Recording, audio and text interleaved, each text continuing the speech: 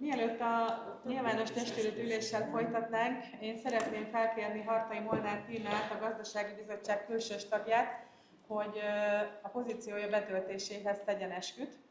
Az Értéktár Bizottság tagjainak azért nem kell, mert nekik teljesen külön eszemeszük van, de nagyon örülünk, hogy itt vagytok. Szeretnélek, Timi, megkérni, hogy én előolvasom az eskü szövegét, és akkor esküdj fel. Én nevet? Hartai Molnár Tíma. Becsületemre és lelkiismeretemre fogadom,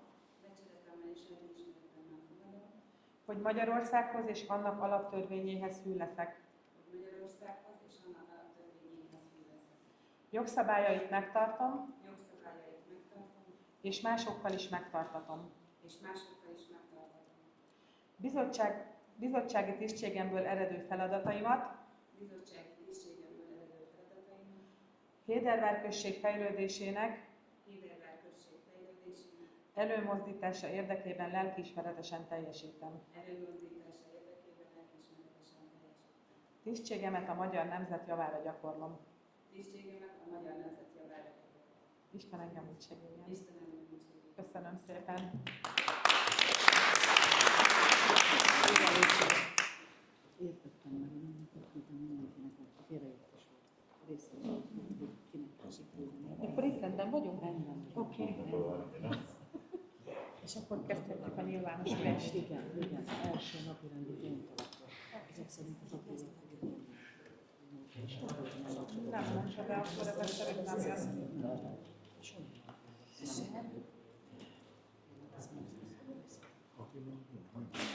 De mindegy, már izén ott volt. Igen, és akkor folytatnánk a nyilvános testületi üléssel.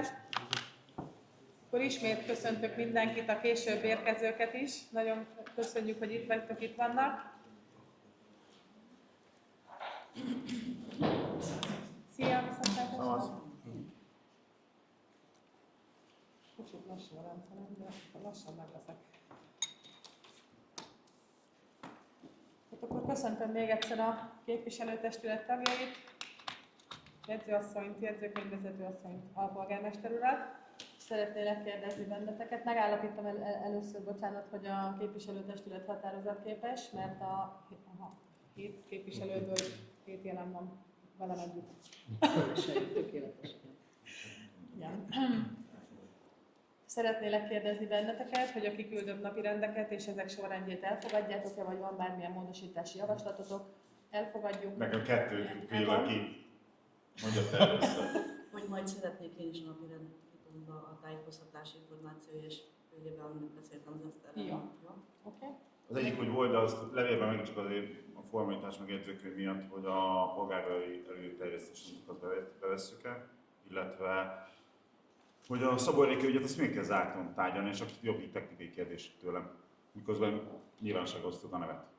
Tartalmát megismerve szerintem egyértelmű lesz. Jó, ismerem a tartalmát, de még is azt gondolom, de jó. Akkor elfogadjátok a napi rendet ebben a sorrendben? Ezt mondtam. Igen, felvettük napi rendben a polgárőrség támogatási kérdések, igen.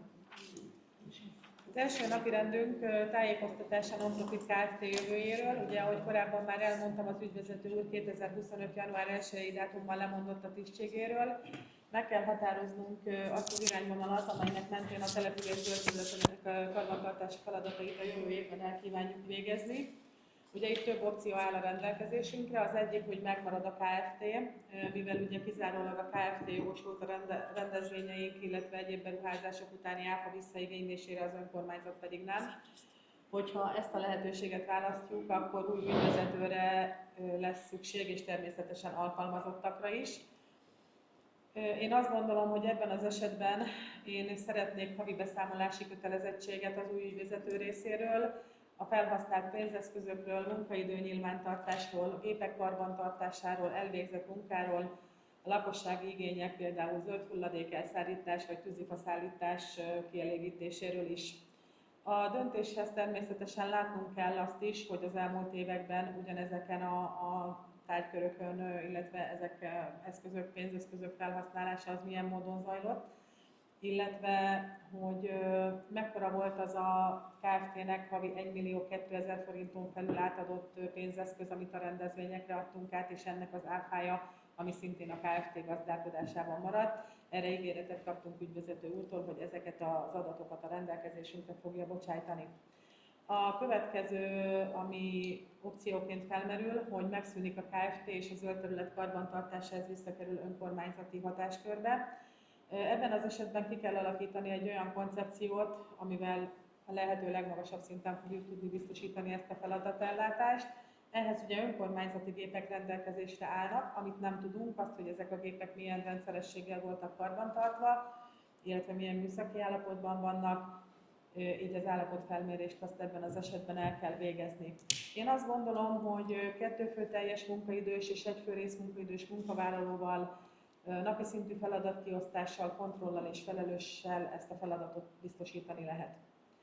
Harmadik opció, ami az én fejemben van, az egy külsős vállalkozó vagy vállalkozás bevonása. Jelen pillanatban is a Kft-n belül is külsős vállalkozói csapat látta el a feladatok egy részét, illetve egy ajánlat áll is a rendelkezésemre egy külsős vállalkozótól, aki zöld terület karbantartásra a következő ajánlatot adta, sportpálya nélkül.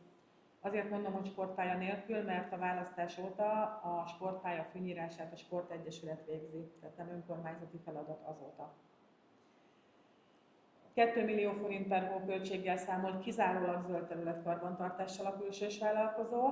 Ez nem havi, hanem 8 hónapra elosztva, tehát a márciustól októberig terjedő időszakot öleli fel. Ebben az esetben ugye 16 millió forintról beszélünk. Amit ez bruttó. Amit viszont fontos megemlíteni, hogy ebben nincsen benne azok a plusz feladatok, amik mondjuk a rendezvényeken a padoknak a kihordását vagy összerakását jelenti, illetve a lakossági igények kielégítése, vagy mondjuk az ágyások rendben tartása, ami most is sürgető feladatként itt van a nyakunkon, hogy a parkokban ezt meg kell oldani, illetve a szemetesek tűrése és a seprés sincsen ebben az árban benne. Én mindenképpen a képviselőtársaimnak a javaslatára nagyon kíváncsi vagyok, illetve rögtön szeretném is megkérni képviselőtársamat, Takács Szalai Adriánt, a Gazdasági Bizottság elnökét, mivel a bizottság a hétfőn megtartotta az első ülését, hogy ebben a témában gyakorlatilag ismertesd a bizottságnak az álláspontját.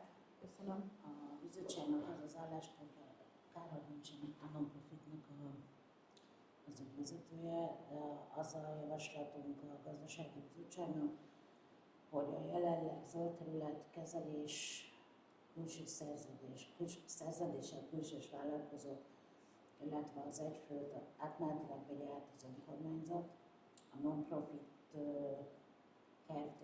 Fejezetbe a tényleges működését, illetve függesse föl teljes működését egy időre, és alapvetően egy új üzleti modellt és üzleti tervet kellene a non-profit Kft-re kidolgozni és az alapján működtetni. Köszönöm szépen. Én akkor itt jegyzőasszonyt szeretném felkérni, mert ő ma körbejárta jogilag. Lehet egy kérdés? Persze. Azt a variációt nem hallottam senkitől sem, nem voltam a gazdasági bizottságon, elnézést, hogyha a non-profit megmaradna azokra a rendezvényekre, áfás dolgokra, és a zöld területet meg kivennénk a non-profit alól, tehát hogy így megosztva, hogy részben nyilván más felállásban, de megmaradhatna azokra, ahol tényleg haszna van, úgymond, de a zöld területkezelést viszont kivennénk a non-profitból, és az visszakerülne az önkormányzathoz, és utána az már más külsős bízunk meg, vagy saját alkalmazottal, az már utána a következő lépés. Tehát ezt a variációt... Ezt mondtad.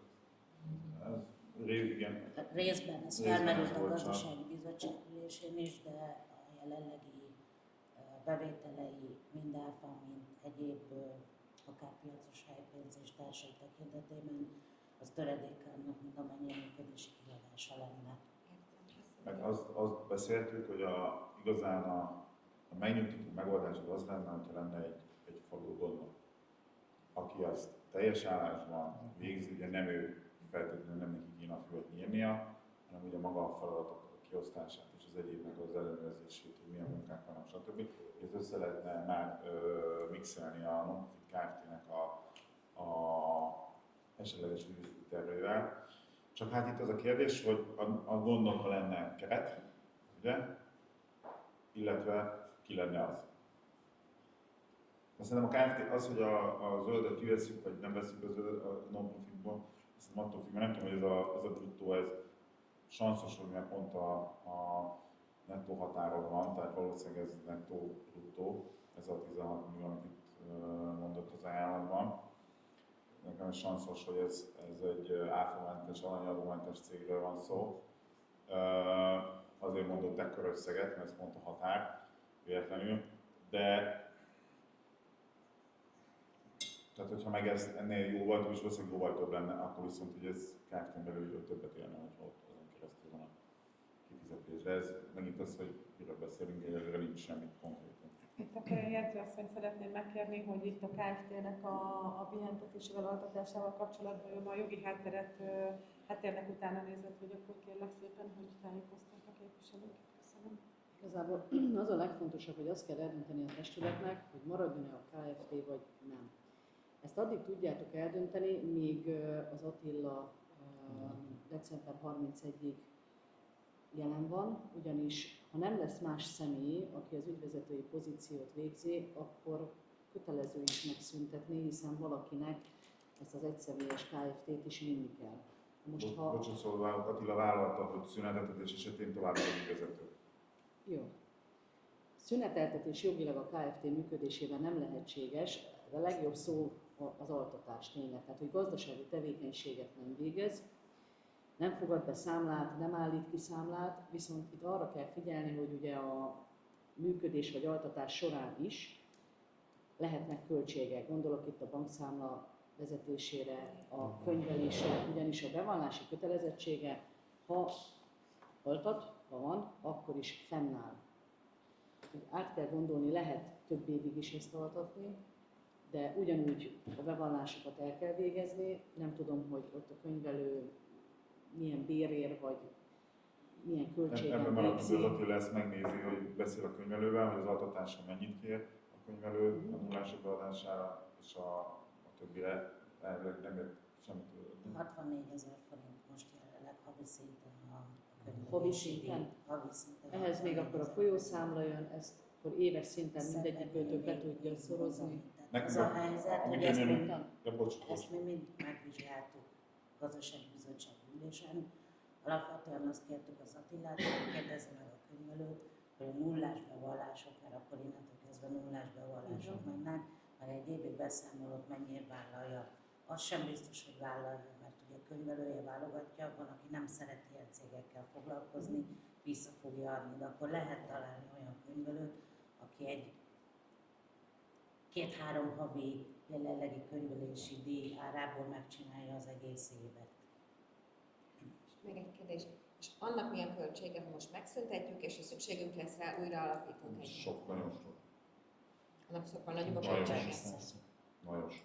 Nem csak az, amit bele kell tenni. Hát egyrészt, hogy benne azokat, amik benne vannak eszközök, azokat ki kell venni, ha vannak pályázatok, azokat, vagy nem tudom, mik vannak azok folyamatban, az... Folyamatban nincsenek? Hát valami van, valami beszélgetésnál is fölmető. Van valami alap, másiknak valami följött, van valami.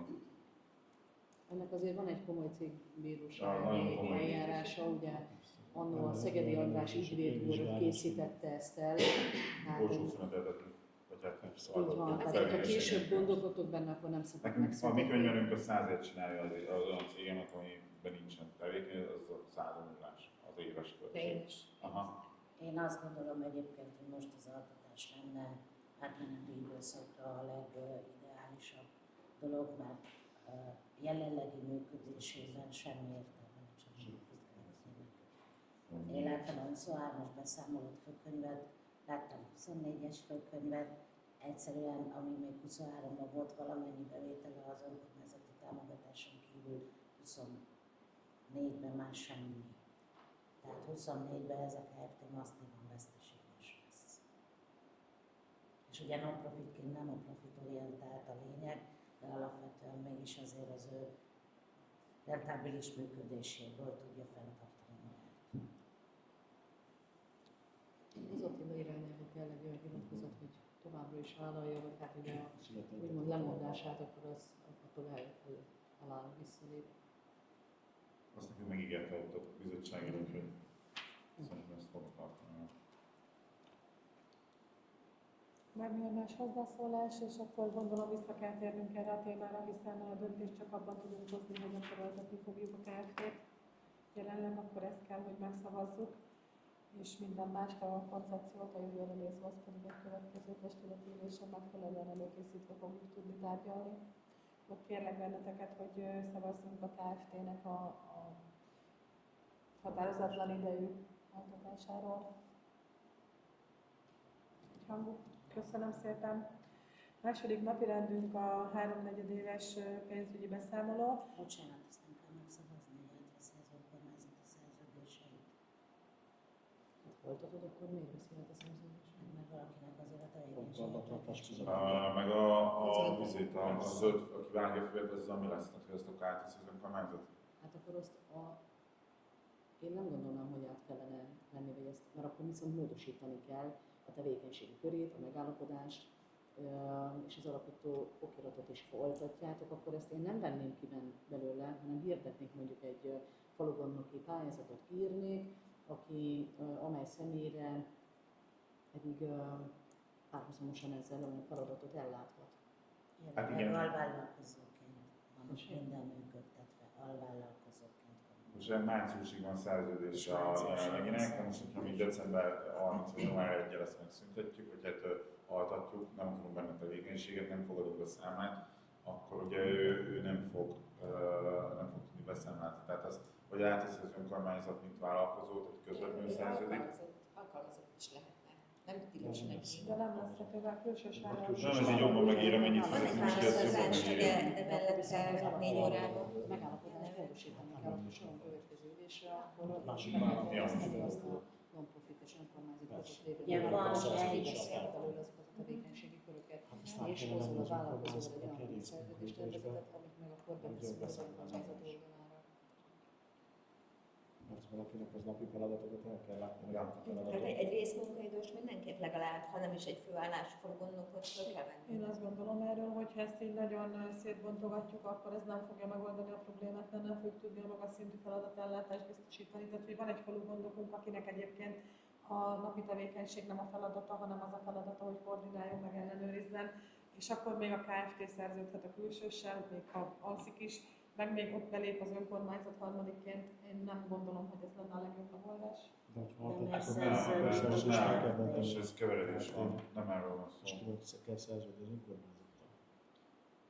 Igen, és akkor feltétlenül ezzel a külsős vállalkozóval szeretnék Márciusig szerződni. szerződés van benne. Hát mivel neki márciusig szerződése van, tehát márciusig ezt valahogy meg kell oldani. Persze. Most vagy azt csináljuk, hogy márciusig kötünk az önkormányzattal egy szerződést arra a munkára, és akkor le van tudva, vagy pedig felmegyünk vele a szerződésen, biztos, hogy pénzünkbe fog kerülni, vagy pedig a kártyával benne hagyjuk, de akkor azt a jövő évi könyvre, és ezt ki kell fizetni normál áron, hanem ezt már elségünk.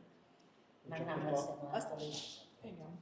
Hát az a másik probléma, igen. Mert akkor attól Az nem Attila vállalta továbbra az ügyvezető is. Altatás. Csak altatás, van Altatás 3 esetén. De hónapra azt, is. hogy ő altatva van, bocsánat. És ezt a külsős alvállalkozót nem biztos, hogy ezt akarja az önkormányzat is alkalmazni, ezzel fölmondjuk a szerződést. Valószínűleg nem fogja felmondani a szerződést, én biztos nem mondanám fel a szerződést, arra készülünk, hogy ha nekem márciusig szerződésem van erre a munkára, akkor meg kell kérdezni tőle, hogy Hát meg ő is adhatna egy új ára. Ja, meg kéne nézni a millióból kérünk most a szerződését. faludinásra. fix határidős szerződésem van. De biztos van benne valami felmondási lehetőség, hogy egy oldalról Hát a milyen szerződésben esetre biztos, hogy visszajön minden le kell esetre nézni. föl lehet Ebben mondani. nekem az a legnagyobb gondom, hogy egyébként pont ezek a hónapok azok, amikor nincsen tényleges feladatellátás, tehát hogy fűnyírás nincs, Valami és jönnek szerinted, mert ebben havi egy napot jönnek. Tehát akkor mondjuk fel. én mivel úgy érzem, hogy erről ma úgysem fogunk tudni döntést hozni, én szeretnélek kérni benneteket, hogy akkor gondoljuk át még egyszer, és ne fogjuk el a decemberi testületülésre. Hogyha ezzel egyetértek, akkor kérlek, hogy lépjünk tovább, mert egyszerűen erről ma úgysem fogunk beszélni. Decemberben mikor lesz az ülés? Meg fogjuk beszélni. Vagy ezt akár egy rendkívüli ülésre is, hogy legyen egy folyamatos feladatellátás, akár egy rendkívüli ülést is. Oda mi meghatározhatnánk cégeket, hogy kitől kérjünk át meg a következő ülésre, lássuk azt, hogy mennyibe fog kerülni. Ez a Mostan néz 16 ki. millió, És ez inkább nekem szintén várjál. az ki. Nekem, Veke Áron, ásványráló Green Solution Kft. Ásványráron végzi a zöld terület karbantartási feladatokat évek óta jó referenciákkal, de biztos, hogy lehet több helyről kérni, mert kell Persze, is. kérni Tehát közül. kell. hát meg azt kéne eldönteni, hogy falu gondokat akarunk, vagy csak egy külső vállalkozót. Ha falu gondokat akarunk, akkor lehet, hogy bőven elég hagyni márciusig, és akkor addig van időnk eldönteni, hogy akarunk-e falu gondokat, vagy sem. Meg kiírni a pályázatot, ha pedig nem falu gondokat, hanem pályázatot, akkor is vállalkozót, akkor meg dönteni kell. Hát falumban mindenképpen kell a kötődítésre, meg ilyen napi teendőkre. Nem fognak időugrálni megcsinálni. Hát akkor meg lehet, hogy olcsóbb, ha a kettőt összevonjuk, nem Csak pedig. kérni is arra Persze. mindenképpen kell. De annak az alvállalkozónak most mennyit kap havonta? Erre azt Akit mondom, most vagy mindjárt fölmondunk, vagy nem mondunk föl. 665 000 forintot nettóban, mert áfamentes. 665 000 forint per hónap, Igen. és akkor is, ha jön meg, akkor is, ha nem? Vagy itt tényleg Ez nem? fix, ez fix, tehát ez fix minden Ez hónapban. fix, igen. Tehát ez olcsó vagy előre, mint az az ajánlat, ami van. Minőségben nem tudom, hogy ez mennyivel Ez válaszol. 12 hónapra. Igen, Nem, elvileg. igen. Igen. Tehát az Igen, 12, igen, én igen. nem tudok számolni, de az 12x6 az 700 számolni. 7. 8 millió. 8 millió 4. Ja. És ezért hányszor jön? Ez változó a nyári hónapokban többször, most lényegesen kevesebbszer. Erről az Attila fog tudni információt adni. Ha csak a fixen kapja, akkor feladatosan teszeketni. Igen. Akkor Ja. szerintem feladatos. Nem? Na jó, csak erre meg kéne egy főnök, aki ugye őt cseszteti. Én azt gondolom, hogy mivel főállású polgármesterünk van, nem tudom, hogy addig az átmeneti Akkor jó. időszakban, amíg nem nincs feladatos. Ez probléma. Én azt gondolom, hogy a számomra ez nem probléma, bár most még rendkívül sok a feladat, de mivel én ezért fizetést kapok, természetesen, hogy én ezt vállalom, sőt, tovább megyek, tehát nem véletlenül merült fel bennem az, hogy önkormányzati alkalmazottakkal biztosítsuk ezt a feladatot. Nyilván ott is van felelősségi kör. Én egy dolgot szeretnék, hogy ez a település szép legyen, mert az elmúlt években nem volt az. Az most sem az. Akkor esetleg, ha a polgármester azt, hogy irányítaná, hogy mik a feladatok, akkor márciusig el tudja így látni. Nézzük Szerintem, pár ez, ajánlatot. szerintem sok meló ezzel, És szívja ezt bevállalja. Szerintem ez teljes ember kíván, de ha szíves csinálja, nekem nem kell. kérjük Döntsünk róla ajánlatokat, és akkor utána döntsünk Jó, decemberben. akkor szeretném elnapolni ezt a napirendet. Most ugye a KFT-nek a szüneteltetését, Azt azt már megszavaztuk. szavaztátok. Itt akkor tudnátok még céget javasolni, hogy kitől kérjünk ajánlatot? Ugye van egy ajánlat, esetleg nem muszáj akkor most, de szeretnénk akkor cégjavaslatokat, hogy De várj, de mi van akkor, hogyha föltennénk egy állásajánlatot? Tehát ha te azt mondod, hogy akarsz egy Hát először van, önkormányzati ember, szerintem van két hédervári vállalkozó. aha, Szerintem aki zöld területekkel Igen? foglalkozik. Na, igen. Van a Lipót Sorona, Csörgő. igen, csak Család, Rákinak a igen, férje, igen. így van. Meg van a Dániel Dániel Gézáék. Gézáék, igen. Igen. Akkor már is lenne 3 ajánlatunk, és akkor a Igen, következő és akkor testület ülésen előttetek van az ajánlat. Illetve hát aki megvan, őtőle is kérhetünk be egy újat. De Ilyenkor tudom, szerintem először azt Azt kell nem megnézni, hogy mit tudunk fordítani most. Ezt előkészíthetjük akár márciusra is. És le lehet beszélni, utána számítsanak rá, És de akkor Nem elcsap. most kérjél ajánlatot, hanem februárban, mert addig nőni fog az ajánlati ára. De nem fogjuk márciusig tartani most. De január-februárban tervezett a költségvetés, januárban már a költségvetéssel számolni kell. Január 31-ig, ha tartja, azt tudod berakni a 2025-ös büdzsébe. El kell kérni a szerződését. Nézzük meg először, hogy a szerződést egyáltalán hogyan lehet fordítani. Akkor az Akkor ajánlatot Attilától kell kérhetünk. kérni a szerződést, hogy ő jutott el. nem? Persze. Ajánlatot kérünk tőlük, és a Attilásról szerződést meg bekérjük a akkor így. szerződést, és akkor akár a gazdasági bizottság megnézi, átvizsgálja és javaslattal él. Jó, köszönöm szépen. Akkor Gondozásra 3 ajánlat plusz egy. a második napi rendünk a 3/4 éves pénzügyi beszámoló. Én ugye itt a közmeghallgatáson is elmondtam a keretszámokat, illetve Az átcsoportosításokról is beszéltem, én ezt most tételesen nem szeretném felsorolni, a képviselőtestület tagjai megkapták a számokat.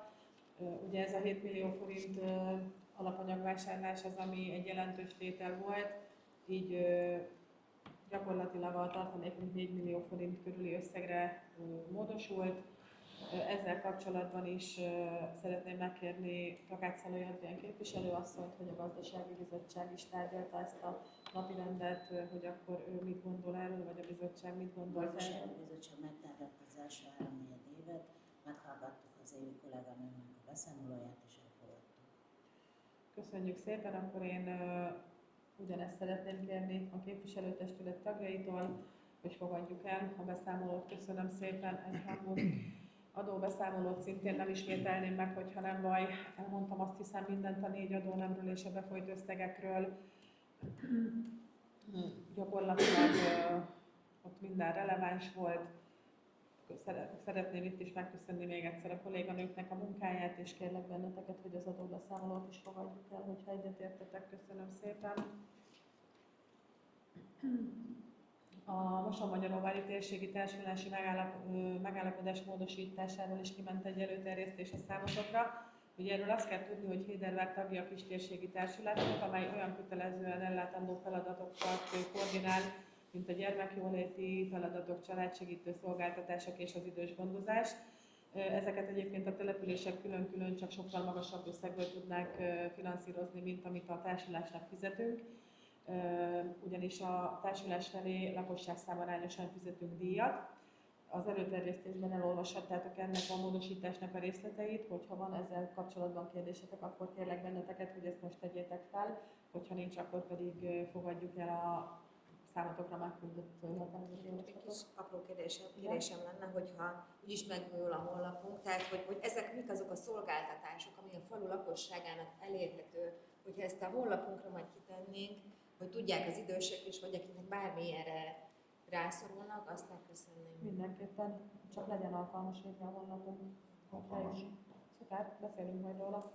Szuper, akkor nagyon szépen köszönöm, kérlek benneteket, minősített többség szükséges, hogy szavazzuk meg a határozati javaslatot. Egyhangú, köszönöm szépen. 5-ös napi rendünk Hédervár község önkormányzata és a Piarista Magyar Tartományok között létrejött iskola és óvoda használati szerződés rendáltali módosítási kérelmének ismételt tárgyalása. Ugye itt azt kell tudni, hogy megtörtént egy helyszínbejárás, 2 képviselő, illetve alpolgármester úr és Szabolné Németh Ágnes képviselőasszony volt velem együtt az önkormányzat képviselőtestületének megbízásából ezen a helyszínbejáráson. 2 részre bontanám ennek a kérését. Az egyik az az, hogy egyértelműsítsük azokat a feladatokat, amelyek az intézmények karbantartásánál a karbantartást, illetve a felújítást jelentik. Körbejártuk az épületet, vannak olyan feladatok, amik sürgetőek, ugye az egyik az iskolatető, amire már van forrásunk, és ott rögtön felismerült, akár ezzel egyidejűleg a tornaterem ablakcseréje is. Én azt gondolom, hogy ezt a részét a szerződés módosításnak én könnyebben tudom támogatni, mert tudom azt, és hiszem azt, hogy forrást erre fogunk tudni pályázatokon találni. A másik kör ebben a témában az pedig az volt, hogy a rendnek van egy olyan kérelme, hogy Hédervár község önkormányzata az általa biztosított működési támogatáson túl, ez az idei évben 15 millió forint volt, minden évben vállalja át az intézmény működési hiányát. Ez 4 és 10 millió forint körüli összeget jelent. Én azt gondolom, hogy ezt polgármesterként ennek a pénzügyi fedezetét én sajnos nem látom. Tehát ez úgy gondolom, hogy egy sokkal nehezebb döntés.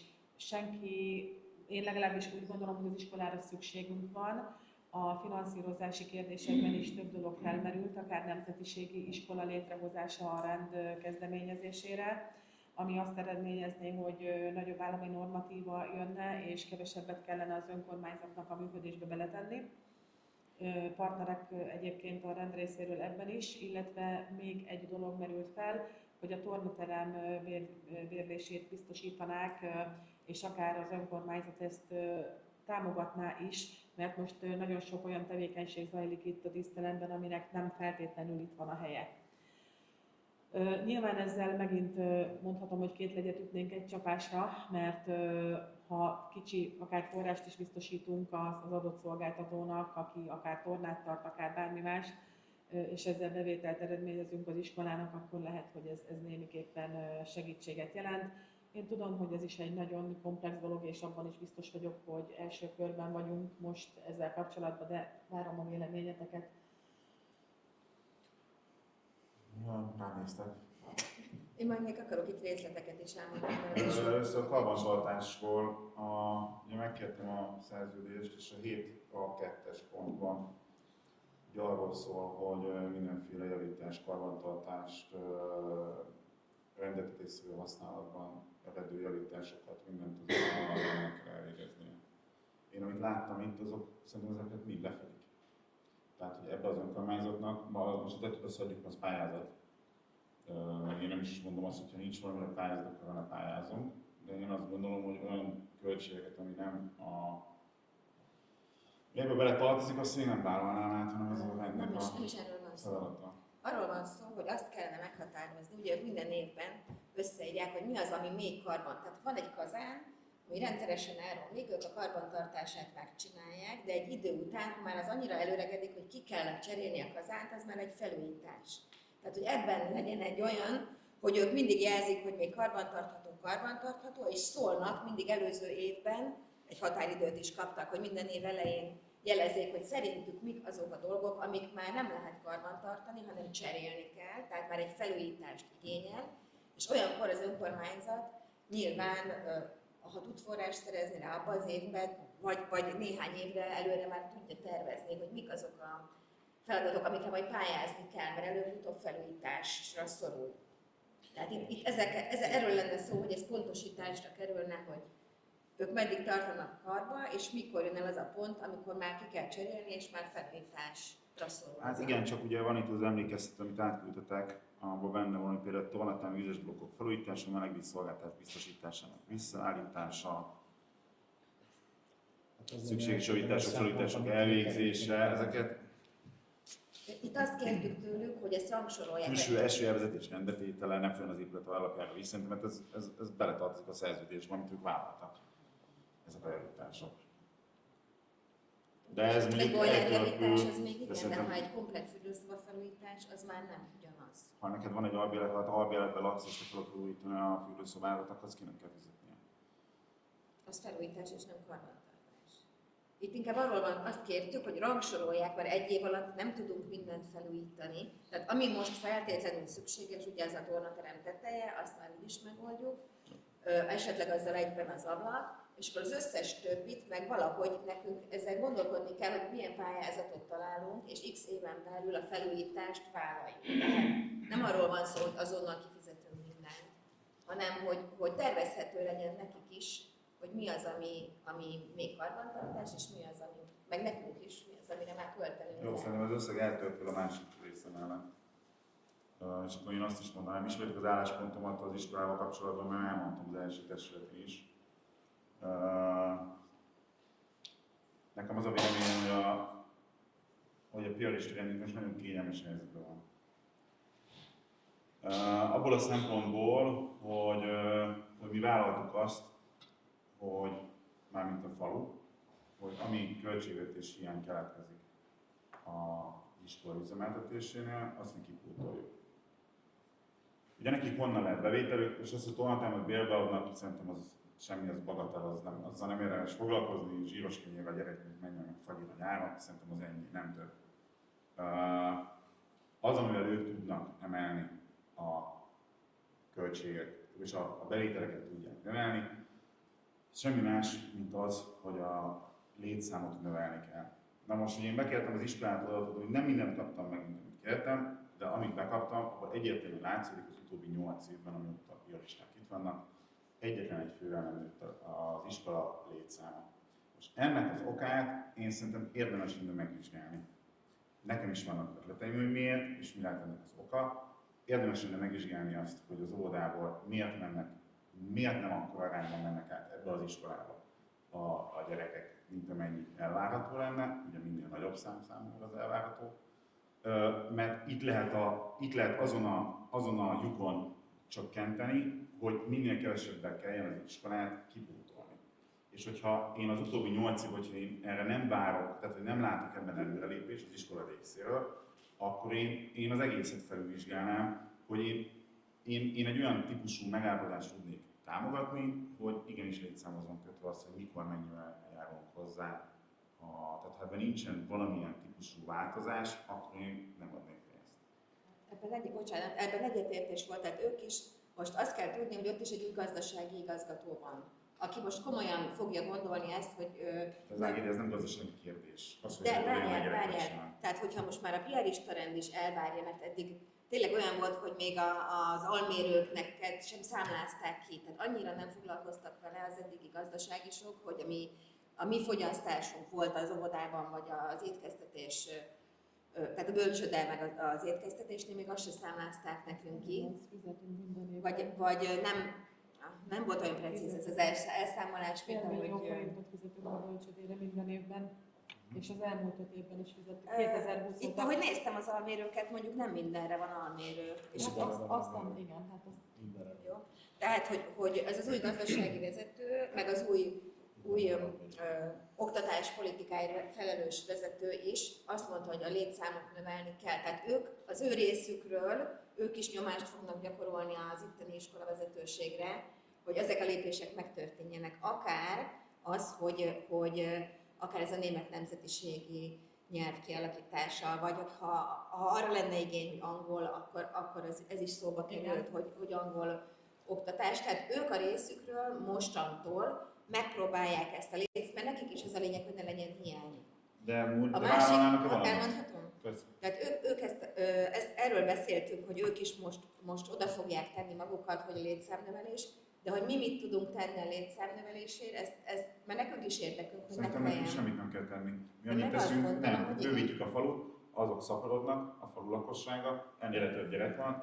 Szerintem ennél kecsegtetőbb falu a környéken nincsen, hogy bölcsőde, óvoda és iskola van, mi ennél többet nem tudunk tenni. Nagyon sok faluban az iskolabusz viszi a gyerekeket, tehát Kimlére összeszedik az itteni gyerekeket, háztól házig. Ági, szerintem, hogyha azt mondja a piarista rend, hogy lenne 20 gyerek, csak oldjuk meg a buszosztatást, akkor megoldjuk a buszosztatást. Szerintem itt még nem tartunk, mert nem jött ilyen irányú kérés. Tehát én a számokat nézek, az elmúlt 8 évben nem volt egy darab fővel nem nőtt az iskola létszáma, miközben mi kipótoljuk mindig a költséget, az iskola nincsen rákényszerítve arra, hogy növekedjen létszámban, mert mindig megkapják a fölösleges pénzt. Erre nem kell plusz energiát tenni, nem kell az iskolán belül csesztetni a különböző vezetőket azért, hogy legyen több. Itt ugyanarról beszélünk, tehát én sem Nem azt ugyanarról beszélünk szerintem. abból a szempontból, hogy elvárjuk tőlük is, hogy mindent megtegyenek, hogy nőjön a létszám, ebbe egyetértünk. Én meg azt is gondolom, nekünk is meg kell ezért tenni mindent. Tehát a faluba egyrészt a De Ági, mi megteszünk, mi fizetünk. Tehát tényleg, mi fizetünk. Elmondhatom? Tehát amit én az iskolabuszon kívül, ez az egyik, ami felmerült, hogy ez egy segítség lenne az önkormányzat részéről, és volt ilyen jellegű kérésük most, elhangzott. A másik, ami még felmerült a kommunikációban is, hogy például az óvodában is, most az óvoda is sajnos mínuszos a 3 csoport miatt, hogy 3 csoportot kell fenntartani, viszont az oktatási vezető azt mondta, hogy 2 és fél éves kortól már lehetne az óvodába felvenni gyerekeket, ha azok a bölcsődéből átkerülnek az óvodába, akkor már ott is jobb lenne a létszám, de mindig október 1-e az a dátum, amit nézni kell, mert aki október 1-től már az óvodába jár, arra már megkapják a normatívát. Tehát ez csak kommunikáció, hogy milyen olyan lehetőségek vannak, hogy a létszámot növeljük. Mert ugye a bölcsődénk az úgyis túltelített, az óvodában meg a 3 csoport miatt nincs meg a... Itt azért én szeretném megadni az intézményvezető asszonynak a szót, mert hogy mi erről beszéltünk, úgyhogy kérlek, hogy... Jó, én azt mondom, amit a piaristáktól hallottam, tehát hogy hogyan tudunk együttműködni, mi mit tudunk tenni, meg ők mit tudnak tenni a létszámnövelés érdekében. Akkor én szeretném elmondani, hogy a mostani létszámok, amit október 1-en eladtam, az 60 fő. Tehát 60 kisgyerek jár ide, abból 7 olyan, aki 2 és fél éves, tehát nem töltötte be a 3-at, 4 olyan, aki majd csak a 25-ben tölti a 3-at. Tehát azért tudni kell, akinek gyereke van, az tudja, hogy a 2 és fél éves gyereknek minden mozdulatánál ott kell lenni. Tehát azért annak a feltételeit is meg egyébként biztosítani kellene. Én elhiszem, hogy a számok, de az élet más. Tehát, hogy azért azt is nézzük. Nem lehet elvonatkoztatni attól, megteszünk mi is mindent. 73 a maximálisan felvehető gyereklétszámunk, a 60-ból 6 esen is van, a 6 esen is 8 pluszot jelent, tehát 68 a létszám, az esenivel felett létszám, és 2 kisgyerek érkezni fog, mint tavasszal, úgyhogy tulajdonképpen sokkal nem maradtunk el a maximálisan felvehető. Úgyhogy én azt gondolom, ez az év egy jó év. Ezt köszönöm, mert ugye mi a piaristákat hallottuk, és igazából ez nem is a mi dolgunk, mert ezt házon belül ti fogjátok rendezni, hogy ők milyen feltételt tudnak neked ahhoz biztosítani, hogy tudjatok maximalizálni. Én csak azt mondom, hogy nekünk itt a kommunikációban lehet dolgunk, hogy reklámozzuk mind az óvodát, mind az iskolát, mind az ilyen lehetőségeket, hogy létszámot növeljünk. És azt én sem mondom, hogy fogadjuk el egyből ezt a hatalmas összeget, mert nincs is ennyi keretünk, meg pénzünk, itt még további tárgyalásokra lesz szükség, de én azt gondolom, hogy már jó, hogy valami elindult, és valami változás kezdődik. Szerintem semmi változás nincsen, mert nincsenek konkrétumok. Tehát a konkrétum nekem az lenne, hogy ha azt mondja a piarista, hogy figyelj, ha adtok egy buszt, adtok ennyi pénzt, adtok ezt, és ezt, és ezt, és ezt, ha ezt tudjátok, és mi azt mondjuk, hogy ezt tudjuk, akkor ők azt mondják, hogy a következő x évben, én iskolában beszélek, nem az óvodaszámokat látom, azok tényleg tök jó. A gondot én ott azt látom, amiről én mondjuk nem kaptam meg a pontos ezért, hogy mennyien a itt végzett oldások közül mennyi megy át ebbe az iskolába, és mennyi megy máshova, mert ennek is azért van jelentősége.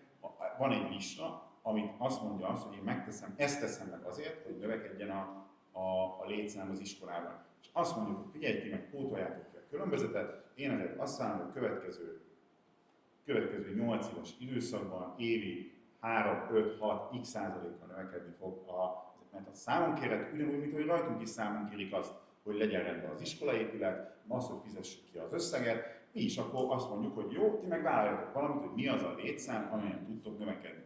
Ha már azt mondják, hogy egy fő, már az is egy vállalás, azt már mi azt mondjuk, hogy hát azért ennél lehet egy picit több, azon majd elkezdünk vitatkozni. Szerintem most nincs miről beszélni, mert nincsenek konkrétumok. Az van, hogy ők több pénzt akarnak. Ezt is megértem, és tök jogos, hát mindennek fölmegy az ára, magasabb a bérek, pedagógus bérek, jövőre még pedagógus béremelés lesz, tehát ez teljesen elvárható, hogy nekik több pénz kell. Csak én ezt a másik oldalt hiányolom egy picit, hogy nincs ellentételezés. Ezeket bele tudjuk majd tenni, mert ugye ez még csak egy emlékeztető, egy megbeszélésről, még semmit nem írtunk alá, meg semmi nem történt, illetve még egy a költségek csökkentésénél, ami felmerült, és amit láttátok az emlékeztetőbe is. Jó, hát nyilván ez a biztosítási szerződés, nem tudom, jegyzőasszony átnézte, hogy nincs a duplán biztosítva, hogy a piaristák is fizetnek rá biztosítást az épületre, meg mi is. Ez is egy... Tehát, hogy ezt hiszem, akkor csak szeretném... A biztosítás annyira apró Jó, pénz. egy sok aprósokra megy, tehát csak annyit szeretnék kérni, hogy ezt nézzétek Jó, át. rendben. A következő, meg például ez a termosztátos dolog, ott meg azt szeretném kérni, mivel azt jelezték, hogy rossz helyen van a termosztát, hogy kérjünk már be árajánlatot, hogy mennyiért helyezni át akár egy helyi vállalkozó azt a termosztátot olyan helyre, több vállalkozótól is kérjünk be persze árajánlatot, hogy az jól mérje, és ne legyen túlfűtött a bölcsőde. Mert ugye az egy almérőn van ugyan, de valahogy mégiscsak a költségeket növeli, hogy ablak ki van nyitva, mert Az óvodára vagy az óvodára volt? Vagy az óvodára? Nekem az az információ, a pontos számot nem tudok mondani, de most az utóbbi években a fűtés költségekben nagyon spóroltunk. De sokkal kevesebb vagyok, én nem a számokat nem tudom, de én azt elmondom nektek, hogy én bejövök az utolsó napon, lekapcsolom a fűtést, és vasárnap is idejövök, vagy szombaton, mielőtt hétfőn kezdődik az oda, és fölteszem. Tehát én azt megmondom, hogy odafigyelek. Azt tudom, hogy a bölcsődében Nem nálatok itt. Hallott fűtés van, és kell, hogy legyen biztos. Itt olvasom, tehát úgy fogalmaz, hogy az óvodáról leválasztott bölcsőde energiafogyasztása az, ahol rossz helyen van a termosztát, és emiatt nagyon sok plusz költség van. Ezek is olyan dolgok, apró dolgok, amit tudunk spórolni. Ez a német nemzetiségi oktatás is szerintem az jó dolog. Én mindent támogatok. Csak ha azt mondják, hogy legyen német, azt mondják, hogy legyen, mi nem mondanánk, hogy ne legyen, mert nyelvet tanulni kell, csak legyen. Csak akkor legyen az, hogy jövőleg 110 ember legyen, utána 112, 116, vagy 115, és elvállaljanak valamit. Mert akkor mi is tudunk tervezni, akkor azt mondjuk, jó, hát akkor adunk még plusz pénzt, vagy akkor kifizetjük azt a bele, mert látom ellentételezést. A gyerekemnek se adok zseppénzt, hogyha látom, hogy nem hálálja meg. Szerintem itt van tárgyalási alap, hogy akkor mi is megteszünk mindent, ők is megtesznek mindent, tehát hogy tovább kell folytatni az egyezkedést, az egyértelmű. Még egyet szólhatok hozzá, ne haragudjatok itt a fizetésemelésekhez, meg a mindenhez. Persze mindent el lehet várni, meg még többet is tőlük. Amúgy is a mindent is elvárnak most állami szinten is. Tehát főtől is elvárnak, mindig tesznek a nyakunkba még egyet, meg még egyszer. De azt azért megmondom, hogy emelkedtek a béreinket, meg a környező települések köznevelési intézményeiben a pedagógus béreket, mi minden abszolút a minimumot kapjuk. Hát ez baj. És azt elmondom, hogy semmiféle pluszot, se egy szép kártyát, semmi nincsen. Én bocsáss meg, én csak arra céloztam, hogy ugye kormányzatilag emelkedni fognak a pedagógusok bérei, csak mondjuk nem állami fenntartások vagytok, igen. Úgy is tudjátok. Ja, tudom. És ez Én csak azt mondom, hogy a pedagógusok bére általában növekszik, meg amúgy is minden emelkedik, minden költség, tehát egyre több lesz a költség. Én erre próbáltam célozni. Illetve még egy kérdésem lenne ezzel kapcsolatban, hogy esetleg ugye, hogy az óvodából miért nem ide jönnek a szülők, hogy ha a szülői munkaközösségben lehetne esetleg egy kérdőívet, hogy mi kellene ahhoz, tehát hogy mondjuk, ha lenne angol oktatás itt, vagy emelt szintű német, mi lenne az, ami vonzó lenne a számukra, hogy ide hozzák a gyereküket. Én azt gondolom, hogy ez megint kommunikáció, hogyha... Ez nem a mi feladatunk, Ági. Ez nem az önkormányzatnak a feladata. Én azt gondolom, hogy mi is tegyünk meg mindent, ők is tegyenek meg mindent, ez csak egy kérdőív. Jó, ha mi kérdezzük, akkor ők mit tesznek? Tehát én most nem... A másik igen, abban a támogatási szerződésben ugye ez van benne, hogy külön órák. Tehát amik megvannak az idei évi, meg a tavalyi évi támogatási szerződésben, abban is az van, hogy külön órákat és külön akár előkészítő órákat. Most azt hagyjuk, az én gyerekem ugye tavaly végzett az egyik, az nagyon jól tudjuk, az előkészítő órák nem voltak megtartva, ha megvoltak, és pénzért voltak megtartva. Ebben most nem menjünk ebben a részletekbe így bele, de azok nem voltak megtartva, tehát nincsen ilyen típusú előkészítés a felvételére. És nem is akarok ebbe belemenni, mert még jobban bele tudnék menni, meg a számokat is, amiket meg akartam elemezni, mert szerintem katasztrofálisak azok a számok. Én azt mondom, én inkább előre mennék, és próbáljunk meg azt megvizsgálni, hogy mit tudna vállalni a Piariskerend azért, hogy mit vagy mit kér tőlünk azért, hogy ez a szám, a létszám az növekedjen. És hogyha erre neki is kell vállalnia valamit, mi is mondja meg, hogy mit vállaljunk, megmondjuk, hogy ezt tudunk-e vállalni, ő is mondja, hogy mit tud vállalni, maximum még mellé mondjuk, hogy amíg ezt vállalt be, vagy az már nem kell meg valami. Arról lehet tárgyalni, most jelenleg semmi nincs, amiről tárgyaljunk. Csak az, hogy adjunk több pénzt. Ami nem tudom, van-e. Nincs. Akkor azt mondom, Nincs. Hát köszönöm szépen mindenkinek. Én még annyit tudnék ezt hozzátenni, hogy volt egy polgármesteri megbeszélés, ahol felmerült, hogy 2 szomszéd településen 120%-os kihasználtsággal működik az iskola, és az egyik település vezetőjétől kaptam egy olyan ígéretet, hogy ő mindenféleképpen javasolni fogja a helyi szülőknek, fel fogja ajánlani a Hédervári iskolát opcióként, úgyhogy én azt gondolom, hogy ez is egyfajta pozitív előrelépés, hogy térségi szinten is elkezdtük az együttgondolkodást, hogy ne 3-4 településsel arrébb vigyék a szomszédfaluból a gyereket, hanem mondjuk Hédervárra. Ennyit tudtunk így első körben ezzel kapcsolatban. Hát akkor én azt szeretném még így összefoglalóként elmondani, hogy a javaslataitokat figyelembe véve nyilván ez még legalább egy körös, de inkább 2. Bocsánat, még egy, ez nem annyira a pénzügyi rész, hanem ugye arról is szó esett, itt láttátok, hogy az iskolaudvar használata, hogy akkor ők azt mondják, hogy ők amikor iskolaidő van, akkor vállalnak felelősséget, és hogyha iskolaidőn kívül szeretnék, hogy a gyerekek oda be tudjanak menni, akkor mi kezdjünk el azon gondolkodni. Gyerekek bemennek. Tudom. Én is bementem, gyerek voltam. Tudom, de hogy hogy balesetmentes legyen, hogy most ott kamerázunk, vagy kirakjuk a táblát, hogy saját felelősségre, hogy ez most nem kell most dönteni, csak hogy ezen kezdjetek el gondolkodni, hogy ha ez bekerül a szerződésbe, hogy ők akkor tudnak Bármi sem gyerekekkel felelősséget. fognak menni. Én is mentem, minden gyerek bement. Nekem ezekkel a javaslatokkal kapcsolatban csak az az észrevételem, hogy ezek a javaslatok már voltak 4 éve is, meg 5 éve is, nem történt semmi, ugyanúgy gondolkodtunk.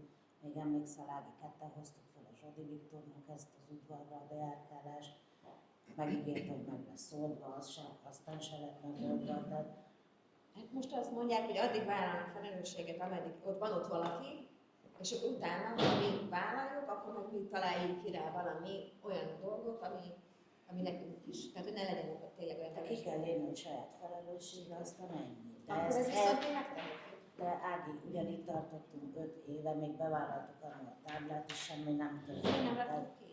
Hát mert te nem rakhatod ki. Hát rakja ki az iskola. Hát Kint ő van egyébként, használja. bocsánat, ez azóta kikerült, amióta ez a helyszínbejárás volt. Kintben már Kint van egy tábla, igen. Én annyit szeretnék kérni, hogy ebben a tárgykörben az elkövetkezendő ülés megelőzően így legalább pontokba szedve létszi mindenki a javaslatait írja össze, hogy tudjunk majd haladni, mert ez így nagyon hosszadalmas, és nem tudunk előrébb lépni. Hogy ezt nagyon szépen megköszönöm, és akkor én itt ezt a tárgykört gyakorlatilag le is zárnám azzal, hogy elnapoljuk hát még csak nem is a döntéshozatalt, hanem az előkészítést a következő ülésre. Köszönöm szépen, 6-os napirend, igen? Köszönjük szépen, Niki, köszönjük. 6-os napirendünk a település kamerarendszerének üzemeltetési kérdése. Ugye egy helyi vállalkozó végezte el a kamerarendszer telepítését, aki az üzemeltetésre és hiba elhárításra szeretne szerződést kötni az önkormányzattal a megfelelő működés biztosítása érdekében. Ez a helyi vállalkozó nem küldött még szerződéstervezetet, de azt leírta, hogy 72.500 forint plusz áfáért vállalná a kamerarendszer ellenőrzését, tisztítását, ezt természetesen havi rendszerességgel, az aktív eszközök beállításait, az antennák ellenőrzését és beállítását. Én azt gondolom, hogy kellene még kérni ajánlatot, illetve őt is meg kéne kérni, ez ugye jövő évi költségvetés tervezésénél lesz fontos. Az, hogy a kamerarendszert nyilván üzemeltetnünk kell, hogyha már kiépült a településen, és karban is kell tartani, ez nem kérdés, de javaslom akkor még. Mennyi felvételt rögzít most? Ezt én nem tudom megmondani. És hol van? Mármint a kamera. Hát 6 millió. Hát nem a központ, gondolom itt van valahol, de kamera van. Igen, de kamera van faluban. Igen. Hát pályázati forrásból 6 millió forintból valósult meg a rendszer kiépítése. Hanem, hogy bejosztásnál kerül. Ja, ott az olyan. Itt is van. Hát csak az a kérdésem, hogy mit látunk rajta? 3 napig. 3 nap? Azt már lehetne növelni mondjuk. Tehát ha ezt beletesszük valaki, hogy ez a 3 nap az semmi. És hát a pénteken történik valami, és hétfőn bemegyek a Nekem az otthoni rendőrségre, az Apple-es az 2 hetet bírt, tehát az... 30 napot rögzít, és utána sorol. Jó, hát akkor igazából ez, hogyha ez a véleményjavaslat, vizsgáljuk meg, hogy lehetne ezt tényleg lépni. Meg esetleg azt kitenni, az lehet, hogy nyilvánosság, hogy ki kéne, hogyha valakinél történik valami, akkor hol kell írni, hogy nézzük meg a kamerát. Hát igen. Jó, akkor itt nincs miről szavaznunk egyelőre, csak kérlek benneteket, hogy akkor itt is gondoljátok át. Mindenképpen kellene akkor még 2 árajánlatot bekérni, hát hogyha ezt a karbantartási részt, ő azért, benne azért merült fel, mert ő alakította ki a rendszert, és már volt, hogy vissza kellett hívnunk egy áramszünet után újra kalibrálni, és akkor jelezte, hogy azért ezt nem szeretné egész éven át ingyen végezni.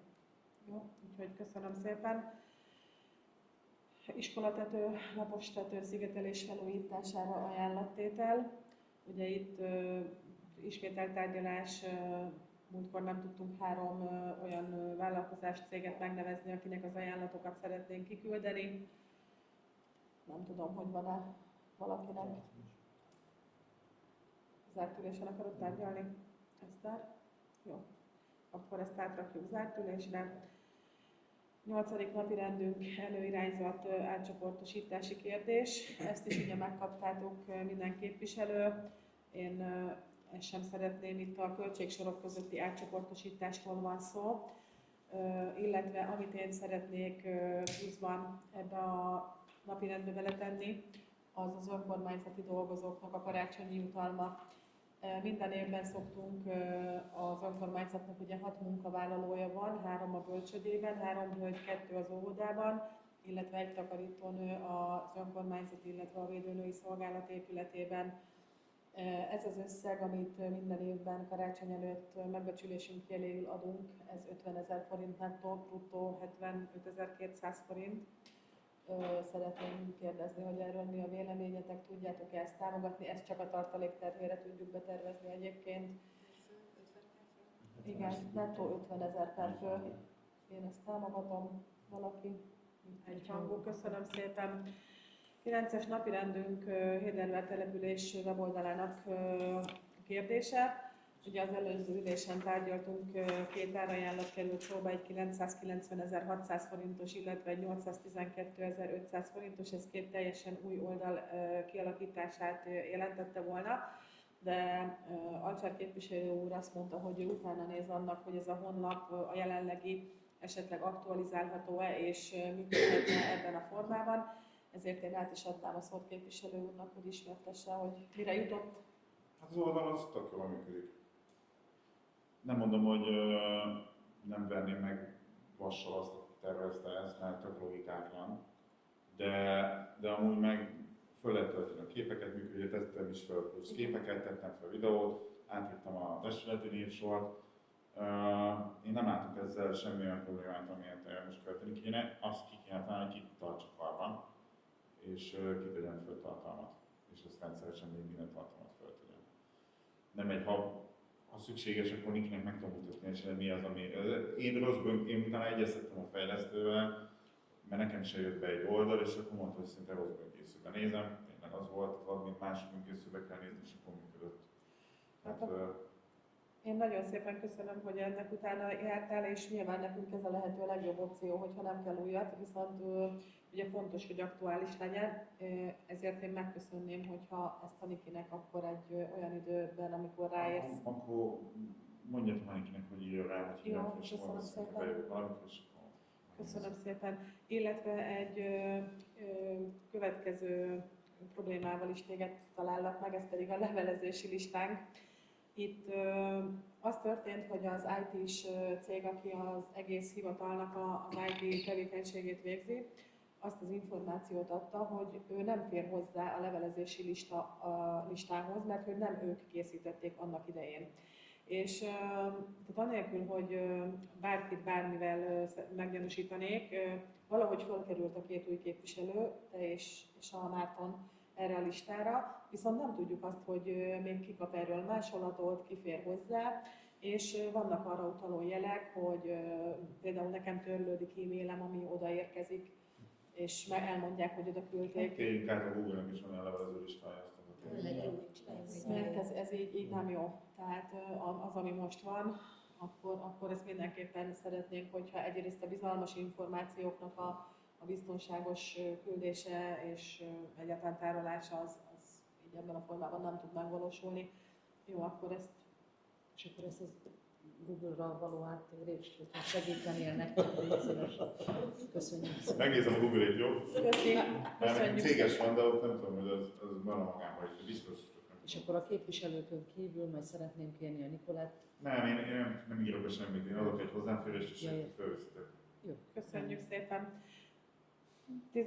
napirendünk, akkor arról szavazzunk, hogy a jelenlegi honlapot fogjuk aktualizálni, vagy nem kell, nem szükséges rendben. 10. napirendünk 2025. évi munkatervén, ezt sem szeretném ragozni.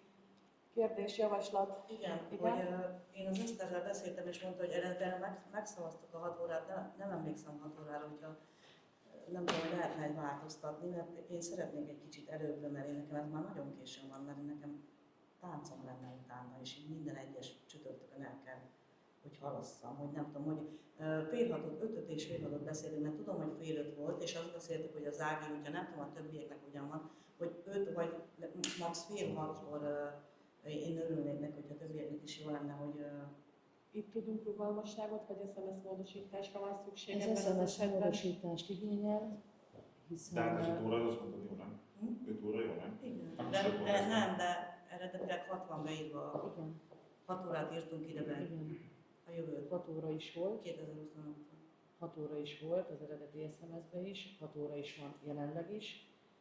Elmondtam neked, hogy ez Igen, tényleg tudom. rendeleti SMS módosítást igényel.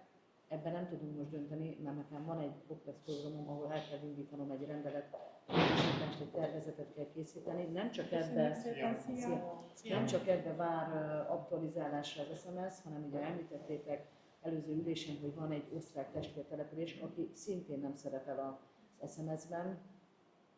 Én azt javaslom, hogy összegyűjtjük ezeket a kérdéseket, és akkor amikor összegyűjt 2-3 dolog, akkor utána módosítjuk, ha így megfelelő. Igen, köszönöm. És ettől függően nem lehetett, hogy Persze, ezt akartam mondani, persze. hogy attól függetlenül tud. Jó, akkor, hogyha a munkatervvel kapcsolatban nincs egyéb javaslat, akkor javaslom a munkatervet elfogadásra. Kérem szavazzunk. Köszönöm szépen, hogy hangoztak. 11. napirendi pontunk tájékoztatás az aktuális pályázati lehetőségekről. Én először nem önkormányzati, de az önkormányzattal szorosan összefüggően civil szervezeti pályázatról szeretnék említést tenni. Ez pedig a NEA pályázat, ami jelenleg aktuális és kiírásra került. Ezt civil szervezetek vehetik igénybe működésre 3 millió forintig, illetve vegyes támogatásként működésre és szakmai programokra 4,5 millió forint értékben. A pályázat leadási határideje december 12. Egyébként egy nagyon egyszerű NIR-felületen lehet pályázni, mivel az önkormányzat támogatási lehetőségei rendkívül szűkösek. Én nagyon örülnék, hogyha a civil szervezeti vezetők egy picit foglalkoznának ezzel. Nagyon jó pályázat, több alkalommal nyertek civil szervezetek többen is ezen a lehetőségen. Ami önkormányzati... Még egyet mondhatok ehhez, tehát ez a NEA, ez a 3 meg a 4,5 millió, ezt is érdemes megpályázni, de ha olyan civil szervezet, tehát ezt egy kollégium bírálja, és vagy nyer, vagy nem. Viszont azok a kisebb civil szervezetek, mondjuk akár a polgárőrök, vagy akár a baráti kör is, vannak kis összegű, amit csak tényleg ilyen 200 000 forint, ott aki bocsánat, most már 400 000 az egyszerűsített. az igen. egyszerűsített, ott aki beadja és formailag megfelel, az mindenki nyer. Tehát, hogyha valaki nem akarja, hogy kollégium elé kerüljön, a kis összegűt, akár egyenruhára, bármire, a polgárőrök is és a baráti kör is be tudja adni. Tehát, hogy az egyszerűbb egy kicsit. Köszönöm szépen a kiegészítést, Ági. Önkormányzati szinten a miniszterelnökségnek van egy aktív Magyarországért felelős államtitkárság által kiírt pályázata, ez az Élmény és Szabadidős Sportprogram 2025. Itt a támogatható tevékenységek azok olyan események, ezt azért mondom Norbinak, mert tudom, hogy te vagy futás, például, vagy gyalogos teljesítménytúra, természetjárás, kerékpározás, aerobik fitness, duatlon, versenyengedélyhez nem kötött triatlon például. Erre lehet pályázati forrást igényelni, 150 fővel kell ezt az eseményt végrehajtani, és például a futás esetében, ami 3 kilométertől akármennyi kilométer is lehet, személyenként 1000 és 2000 forint finanszírozás között dönt a pályázat kiírója. Gyakorlatilag így erről ennyi, ami esetleg aktuális lenne. Tehát akkor 150 fős rendezvényt egyet, ha bevállalunk, Igen. akkor lehet, hogy abból tudunk akár futópályát, vagy felnőtt játszit, vagy valamit. Nem. Csak az eseményt támogatják. Csak az eseményt támogatják, de 100% a támogatás intenzitása, tehát nem igényel önrészt, lehet, hogy ezen így érdemes. LIDER pályázat is várható a jövőben, volt erről egy tájékoztatás a LIDER központban, ide beleférhet akár a temetői parkoló megvilágítása, vagy ugye településkép és életminőségfejlesztés kategóriában egészségmegőrző szemléletformáló rendezvények, ami sajnos nem lehet falunap, de bármi más igen. Úgyhogy, illetve közösségi terek megújítása, esetleg kialakítása és számításba jöhet. Amiről ugye korábban beszéltünk, az a külterületi utak fejlesztése, ami december 3-án kerül kiírásra. Pár módosító javaslattal értek a társadalmi egyeztetés során többen. felmerült, hogy a finanszírozása 25%-os előleg biztosításával az rendkívül kevés. Egyelőre vizsgálják ennek a megemelésének a lehetőségét az önkormányzatok számára. Az biztos, hogy kizárólag önkormányzati tulajdonú vagy önkormányzati vagyonkezelésben lévő külterületi helyrajzi számmal ellátott út fejlesztésére lehet pályázni, és az is elképzelhető, hogy bekerül a kiírásba a temetőbe vezető út esetében a temető előtti parkoló fejlesztés is. Az belterületen van. Az belterület. Mégis azt mondják, hogy volt erre igény, lehet, hogy beleteszik, ezt majd harmadika után fogjuk tudni körbejárni. A tervezet szerint az 5%-os önrész az marad a projekt esetében, és a 70%-os utófinanszírozásról ugye még nincsen döntés. Ami fontos lehet, hogy konzorciumi formában is lehet pályázni. Ez az esetünkben a Károly-Majori út esetében lehetne releváns mecsérrel közösen például. És az miért múltkor beszéltünk, ami a focipályához a másik irányból vezet? A kevesebb értékelési pontszámot fog kapni, mert a pályázatnak a lényege, hogy két települést összekötő utakra fognak magasabb értékelési pontszámot adni. Beleférhet, csak valószínűleg nem, azt fog nyerni. Most csak azért kérdezem, mert nyilván ezt is el kell dönteni, hogy akkor csak a kavicsozás, alapozás vagy szilárd burkolatot akartok, mert utána ennek a fenntartási költsége is elég magas lesz, és arra már nem kapunk pénzt. Hát én azt gondolom, hogy sajnos jelenleg az önkormányzat pénzügyi lehetőségei ilyen típusú pályázaton való indulást nem tesznek lehetővé. Én sajnos azt látom reálisnak jelenleg. De ezért mondom, hogy a Károly-Majori út az túl nagy falat lenne, hogy ez a kisebb költségvetésű lenne akár, hogy a focipályát biztonságosan más oldalról is meg lehessen. Hát, hogy december 3-ig van idő, akkor erről is tudunk még gondolkodni. Illetve szeretném elmondani, hogy társpályázóként részesei vagyunk egy interreges pályázatnak, amit a szlovákiai felvidéki testvértelepülésünk Eberhard adott be. Ez egy jövő évi program szeptember 6-ai megvalósítására adták be, és mivel ugye testvértelepülés vagyunk, ezért én ezt a társpályázói nyilatkozatot polgármesterként aláírtam. A két település lakói össze fognak tudni jönni ezen a dátumon, közösen Eberhardon egy kulturális programokkal kibővített gulyásfőző nap keretében.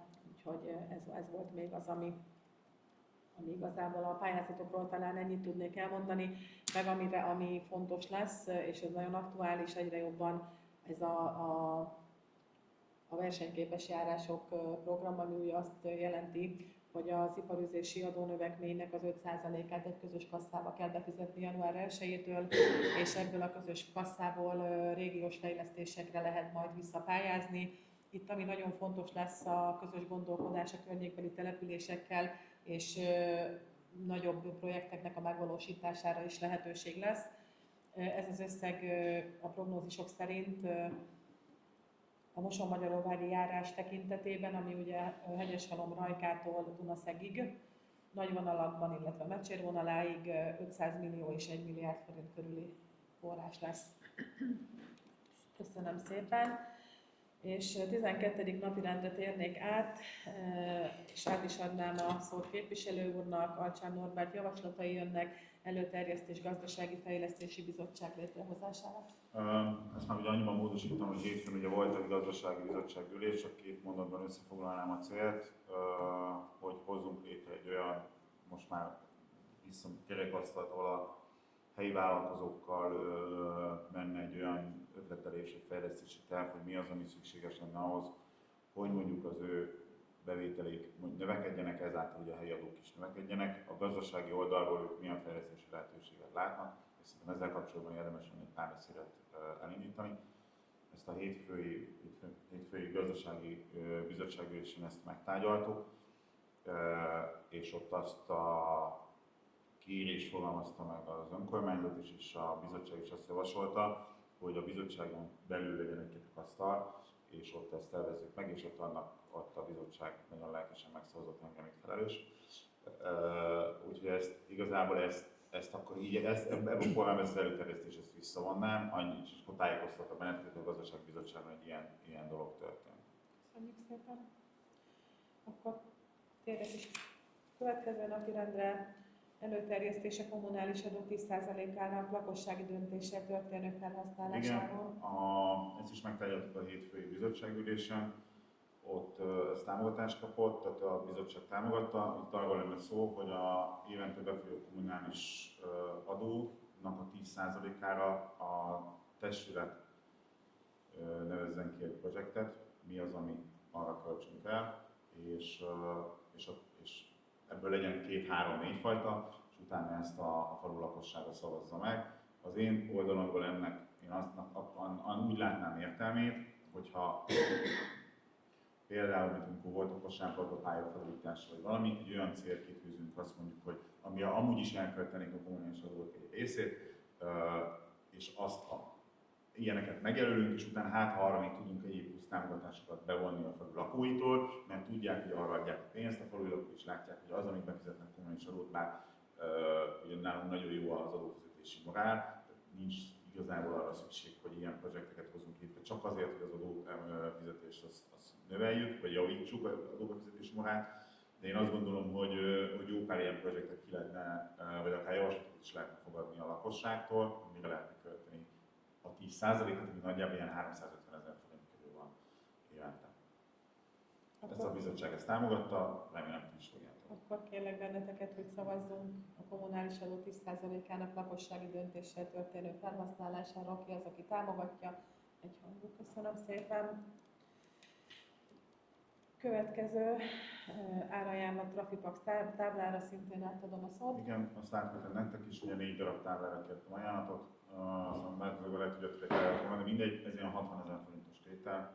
Ugye azt beszéltük, hogy a Lipóti úton helyezünk ki, én oda egyet-kettőt számoltam, tehát azért mondom, hogy lehet, hogy 5-re kellett volna, illetőleg a most felállításra került 2 a Dalno és Kímle felőli hát ilyen sebességjelző táblák alá fel lehet tenni biztosítószerző táblát, szerintem átküldtem, melyik táblára kértem ajánlatot. Ez bilincselés is minden együtt van. Az Alfa Girottól, a gyűriektől kértem erre árat. De ezt meg lehet vizsgálni, hogy kirakhatjuk-e? Ezek információs táblák, szerintem információs táblát ki lehet rakni. Között hozzá. Hozzájárulással. Hozzájárulással, jó? Hát azt megkérjük. Akkor ezt az idei Akkor- költségvetés a tartalék terhére? Oda tudjuk tenni, igen. Mert akkor én azt akkor úgy, mint a Zebránál, akkor írok egy ilyen kérvényt, beküldöm nektek, ezt elküldtek, megjön az engedély, akkor utána pedig akkor mehet a Jó. Én ehhez annyit szeretnék hozzátenni, hogy ez nagyon jó elgondolás, és én mellé tenném azt, hogy fogok írni ismételten egy levelet, többször megtörtént az elmúlt ciklusban, akár az Adrián részéről, a rendőrkapitány úrnak, hogy sebességmérés többet szeretnénk a településen, illetve volt ezzel kapcsolatban, most kérték az önkormányzat véleményét a rendőrség működéséről, vele írtam plusz megjegyzésként, nagyon nagy szükség lenne rá, úgyhogy akkor kérem szavazzunk, hogy megvásároljuk-e a Norbi által javasolt 4 darab Trafipax, illetve sebességkorlátozó táblát. Nem várjuk mi az engedélyt? Hát szerintem akkor tegyük úgy fel a kérdést, hogy ha az engedélyt megkapjuk, akkor Gondolom, megvesítése. Akkor abban az esetben, hogyha az engedély megérkezik, akkor támogatjuk-e ennek a 4 táblának a beszerzését? Köszönöm szépen. 15. napirendünk a klímaszerelés szerződésének és teljesítésének adminisztrációs, pénzügyi és jogi kérdésköre. Átadom a szót képviselő úrnak. Hát ez a legkínosabb része a mai ülésnek. Én annyit kérdeznék, nekem az egész nem tiszta. Mert ugye a legutolsó testületülésen én a Juhász Józsi előző polgármesteretén hűtlenkezeléssel vádoltam. Ami után én föltettem egy csomó kérdést az Eszternek, aki szerintem azóta csinál engem.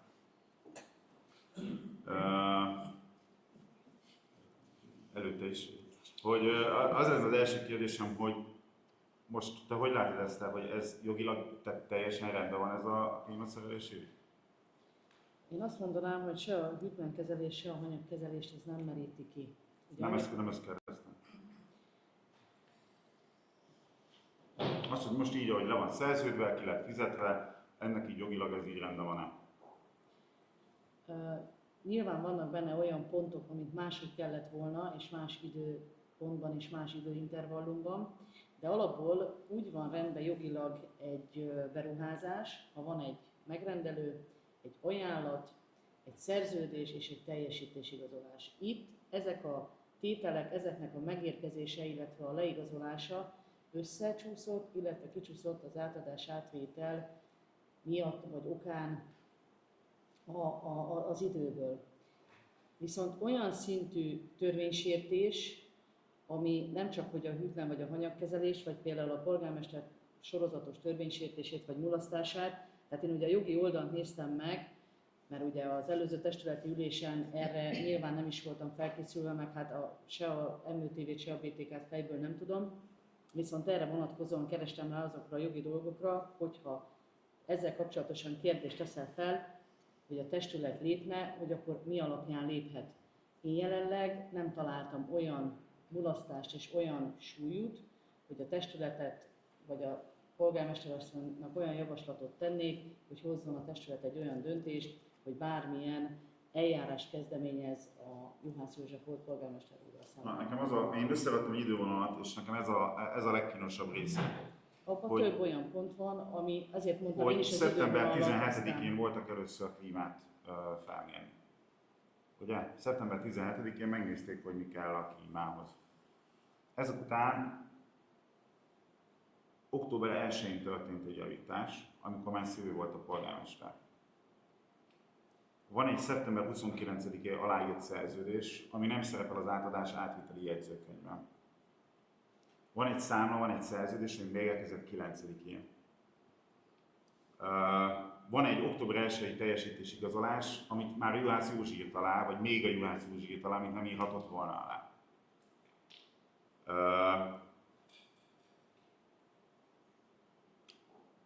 Hát itt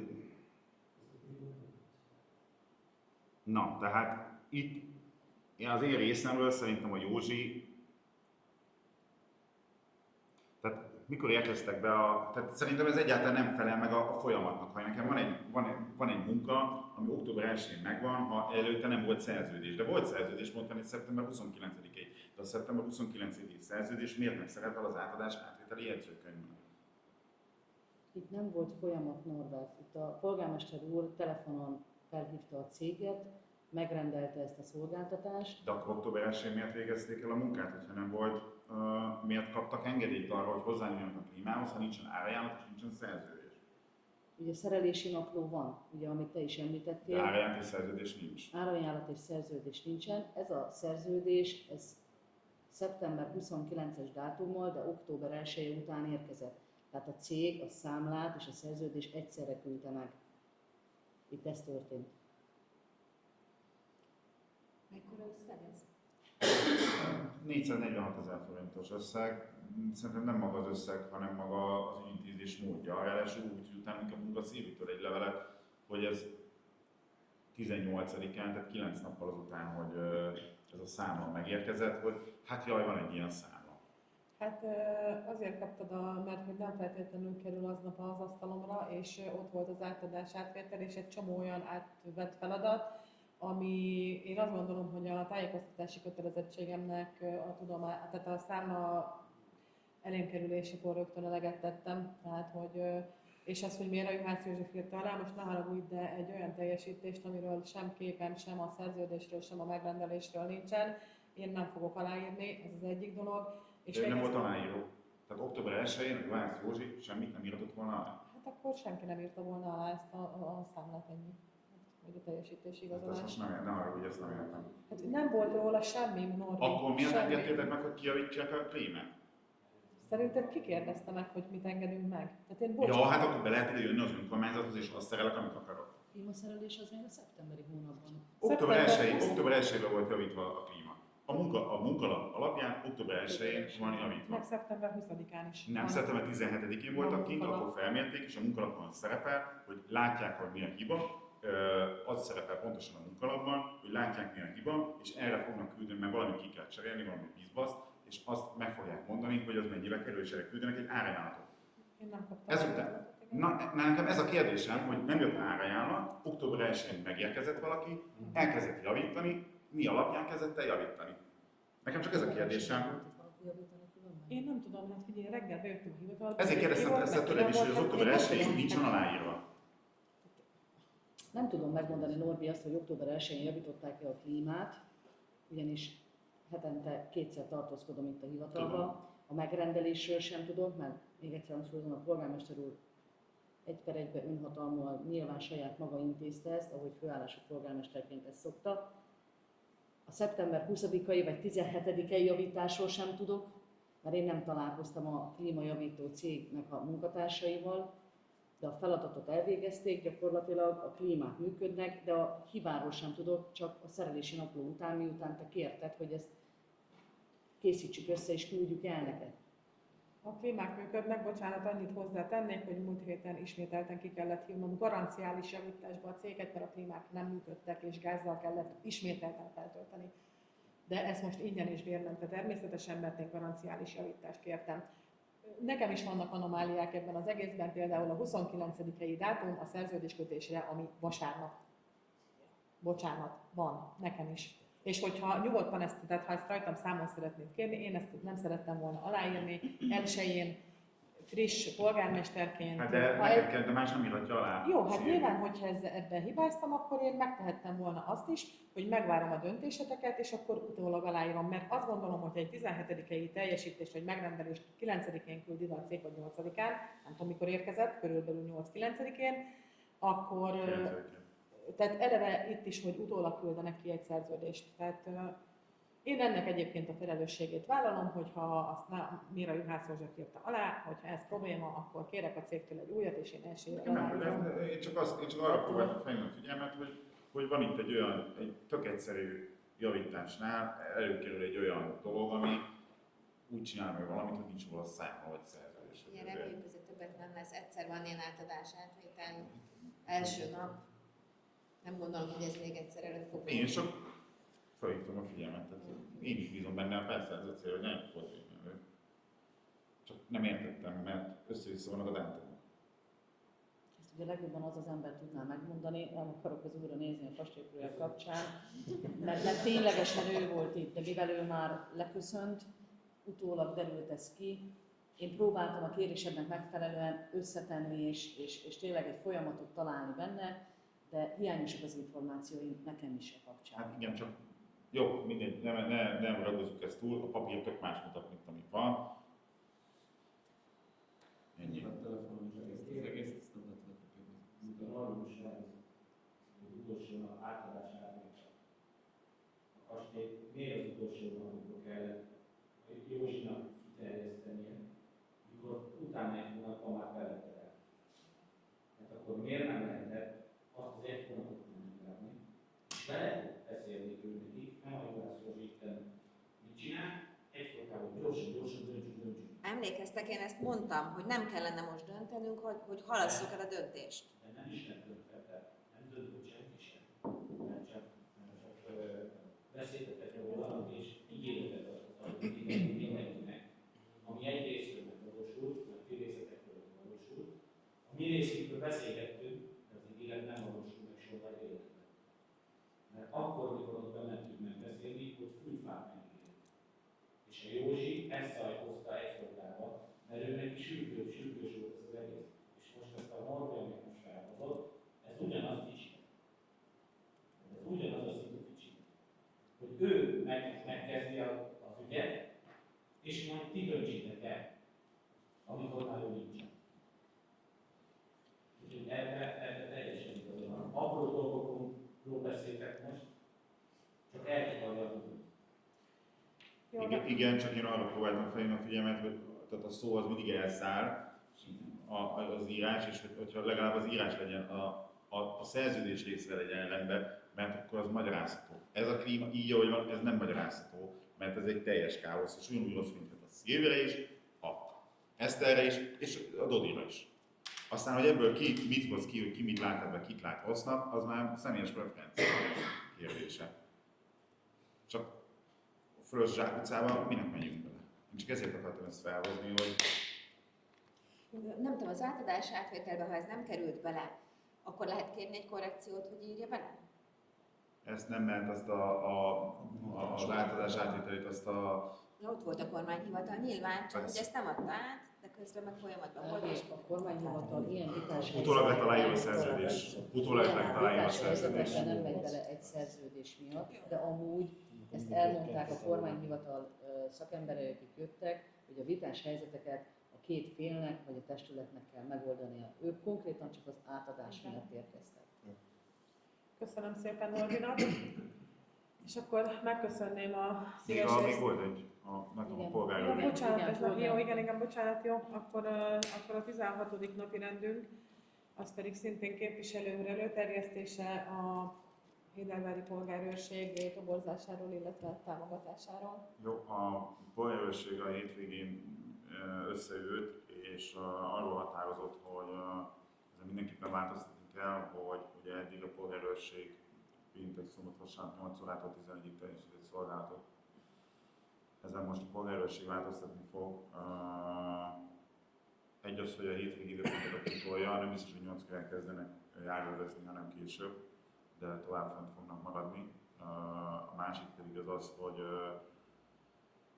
igyekeznek hétköznapra is tenni járőrszolgálatokat éjszakára. Azonban ehhez viszont ember szükséges. Most még annyi, hogy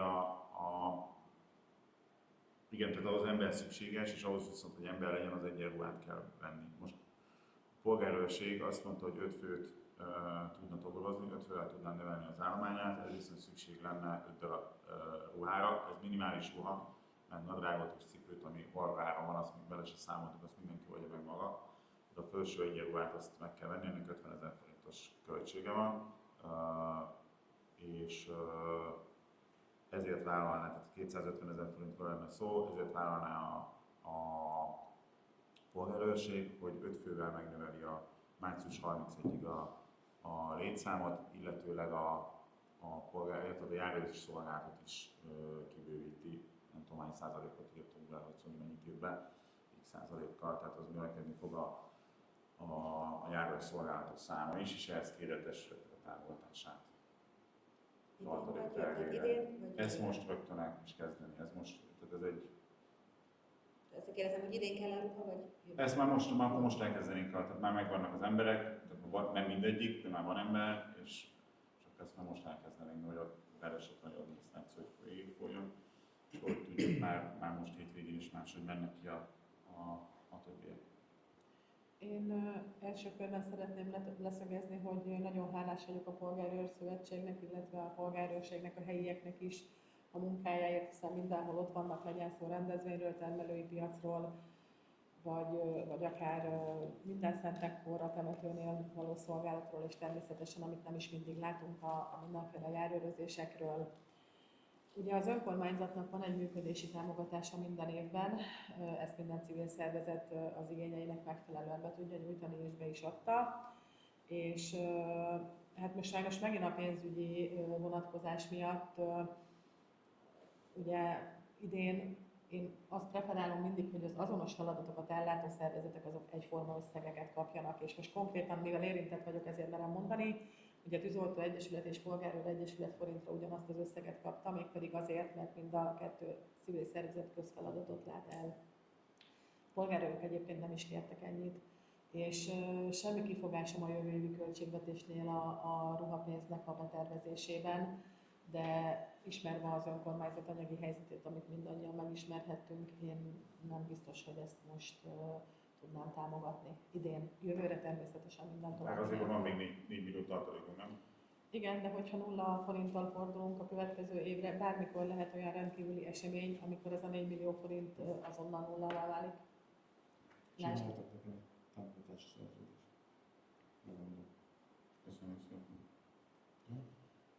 És akkor a jövő évi támogatásnál meg én azt kérem, hogy a működésénél tervezzétek be, hogyha ilyen létszámbővítés van, hogy akkor tudjuk a költségvetésnél tervezni. Jó. Köszönöm szépen. Köszönöm szépen. Köszönöm. Jó, és akkor neked van még tájékoztatás. Most nem egy kérdés, hogy ezt